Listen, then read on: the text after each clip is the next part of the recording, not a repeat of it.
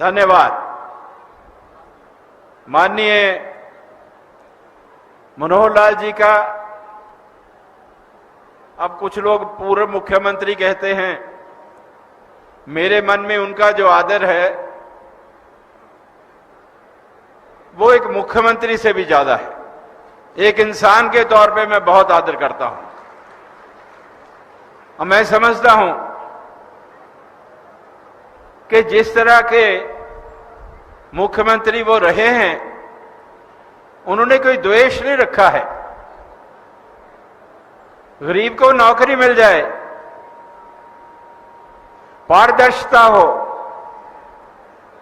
सम्मानता हो, हर धर्म का अभिनंदन कहो,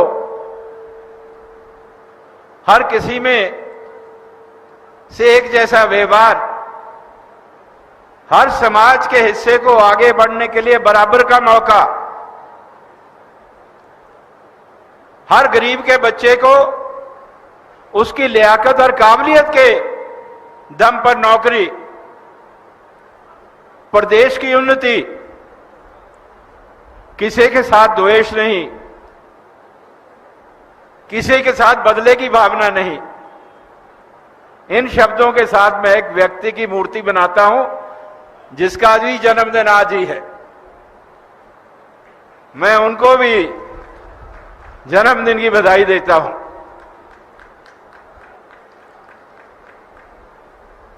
कार्तिकेय शर्मा ने आयोजन किया है, उसके मन में सेवा का भाव है, सेवा भाव से प्रेरित है। भगवान परशुराम जी के बारे में मैं नतमस्तक होकर यही बात कह सकता हूं कि जो शिक्षा उन्होंने हमें दी है, वो शिक्षा समाज के लिए और हर व्यक्ति के लिए है। ये उन्हीं की शिक्षा है कि ना जुल्म करना है, ना जुल्म सहना है।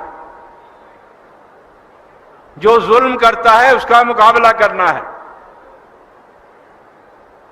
गरीब और कमजोर का साथ देना है और अपना स्वार्थ ना देखते हुए त्याग करना है। किसी चीज के प्रति मोह नहीं रखना है, त्याग करना है। ये उनकी शिक्षा है और इसी शिक्षा को लेकर हम आगे बढ़ना चाहते हैं। इसी शिक्षा का अनुसरण करते हुए जो रास्ता उन्होंने प्रशस्त किया है, उस रास्ते पर चलते हुए हम सबको साथ लेकर चलना चाहते हैं। हमारे समाज में समाज अकेला नहीं होता, समाज सब समाजों के साथ मिलकर बनता है। जहां कहीं भी किसी को हमारी जरूरत हो, जब हम उनका साथ नहीं देंगे तो हमारा समाज आगे नहीं बढ़ सकता। ये मान के चलिए कि किसी भी समाज की मजबूती जो है वो उसकी कार्य प्रणाली, उसके मन में दूसरों के प्रति स्नेह, उसके मन में दूसरों के प्रति आशीर्वाद, दूसरों के सुख दर्द को पहचानना और महसूस करना, यह होना बहुत जरूरी है। मैं जानता हूं कि यह सब कुछ आप में है और आज हम इसी के संदर्भ में भगवान परशुराम जी के दिखाए हुए रास्ते पर चलने का संकल्प लेते हैं। जब हम भगवान परशुराम जी की बात करते हैं तो हमें दिखता है कि पूरे देश में आज का वातावरण क्या है। अभी मुझसे पहले वत्स जी बोलकर गए थे, डीपी वत्स जी, तो मुझसे उन्होंने एक प्रश्न पूछा कि क्या मैं ज्यादा लंबा और राजनीतिक भाषण दे गया। तो मैंने वत्स जी से यही कहा था कि जनरल साहब, राजनीति जो है सामाजिक कार्य से कभी अलग नहीं हो सकती। आपने अगर राजनीतिक भाषण ना दिया होता तो ये भाषण ही नहीं था। राजनीति को क्यों अलग नहीं कर सकते हम? कोई राजनीति बुरी चीज नहीं है, मान के चले। कोई मन में शंका मत रखिए। राजनीतिक करने वाले कुछ लोग शायद अच्छे ना हो। अगर राजनीति आपकी दी हुई ताकत को आपके लिए ही इस्तेमाल करने के लिए की जाती है तो वो राजनीति अच्छी राजनीति। अगर कोई अपने स्वार्थ के लिए उसका इस्तेमाल करता है तो वो राजनीति का फायदा उठा रहा है, वहां राजनीति बदनाम होती है। और राजनीति के मायने क्या है? राजनीति एक जरिया है सत्ता प्राप्त करने का, और भाई सत्ता के बिना बड़ा मुश्किल है, काम नहीं हो सकते। कार्तिक जी गिना रहे थे यहां पर कि 13 काम उन्होंने माननीय मनोहर लाल जी को कहे, तो 10 काम उन्होंने उसी वक्त कर दिए जब ब्राह्मण महासंघ हुआ था पिछले वर्ष। तो भाई सत्ता अगर पास हो और उसका सदुपयोग किया जाए, लोगों के लिए किया जाए, लोगों के भले के लिए किया जाए, आपके बच्चों की नौकरियों के लिए किया जाए, तो वो सत्ता तो अच्छी बात है। लेकिन अगर उसका दुरुपयोग हो, समाज को बांटने की कोशिश की जाए, समाज को नीचा दिखाने की कोशिश की जाए, तो भाई वो तो फिर राजनीति है जो अच्छी राजनीति नहीं है। आज देश की स्थिति पिछले 10 वर्षों में माननीय प्रधानमंत्री मोदी जी के नेतृत्व में जितनी प्रगति हुई है उतनी पिछले 50 वर्षों में नहीं हुई। मुझे याद है पिछले 10 वर्ष पहले आप लोग बहुत वहां पर आए हुए थे। आपको याद होगा कुरुक्षेत्र में बहुत बड़ा हमने एक मार्च के महीने में फंक्शन किया था 2014 में। मैंने तब भी यही कहा था कि देश का भविष्य जो है मोदी जी के हाथों में सुरक्षित है। आज भी यही कह रहा हूं। आपको याद है ना मार्च में जब कुरुक्षेत्र में फंक्शन किया था, 10 साल पुरानी बात है। लेकिन आज भी आप लोग यहां पर आए हैं तो आज एक बात का मुझे गर्व है,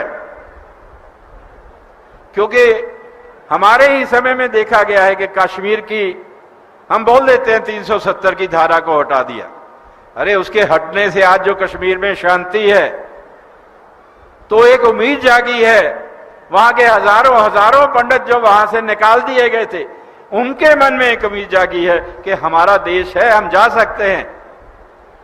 और मुझे उम्मीद है कि वो अपने घर वापस जाएंगे और उनको उतना ही स्थान मिलेगा। मैं ज्यादा आपका समय नहीं लूंगा।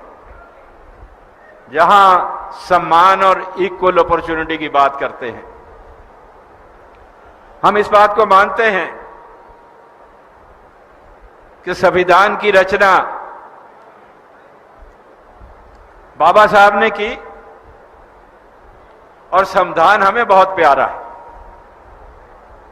और संविधान के तहत ये कार्य हम कर रहे हैं। माननीय पूर्व मुख्यमंत्री जी नहीं, माननीय मनोहर लाल जी,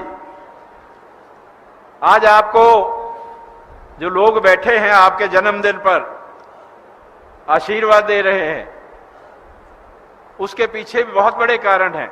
ये देखिए,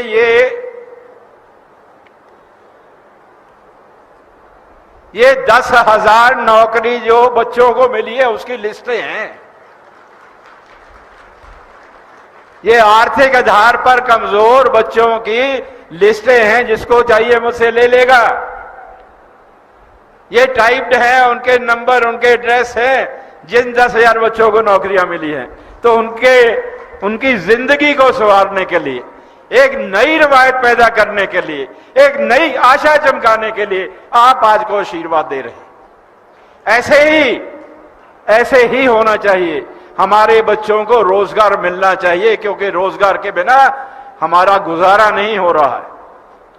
आप जितने भी लोग बैठे हैं, आप हाथ खड़ा करके बताइए कि हमें रोजगार की कितनी जरूरत है। हाथ खड़े करके बताइए, हमें रोजगार मिलना चाहिए। आपने शुरुआत की है, ये चलती रहेगी, हम रोजगार मिलता रहे, ऐसी हमारी आशा है, हम आशा करते हैं। मैं संविधान की बात कर रहा था। संविधान में सबको एक जैसा हक दिया है, एक जैसा मौका, जिसको हम लेवल प्लेइंग फील्ड कहते हैं। अभी पीछे कुछ दिनों की बात है, सभी जो संविधान के तहत जो पद हैं, मंत्री है, मुख्यमंत्री है, प्रधानमंत्री है, एमएलए है, मेंबर पार्लियामेंट है, जब बचपन में हम सोशल साइंस पढ़ा करते थे उसमें भी छोटा चैप्टर आता था, उसमें भी बताया जाता था।